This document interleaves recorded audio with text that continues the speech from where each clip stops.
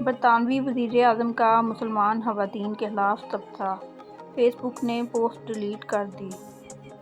Meta کی جانب سے برطانوی وزیراعظم کے تبصرے کو نفرت انگیز قرار دیا گیا، جنہوں نے ڈیلی ٹیلی گراف میں ایک کالم میں برقع پہننے والی مسلمان خواتین کو لیٹر باکس سے تشبیہ دی تھی۔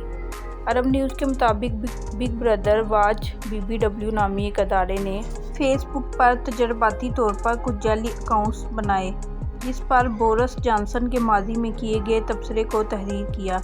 کمپنی نے ان کمنٹس کو نفرت انگیز، ہراسانی اور بلنگ قرار دیا اور اسے فیس بک سے ہٹا دیا۔ بگ بردر واچ نے فیک اکاؤنٹ سے بورس جانسن جیسی پوسٹ شیئر کی، جس میں برقع پوش خواتین کو دکھایا گیا اور ساتھ ہی لکھا گیا کہ یہ کیسی احمقانہ بات ہے کہ لوگ یوں لیٹر باکس بن کر گھومیں۔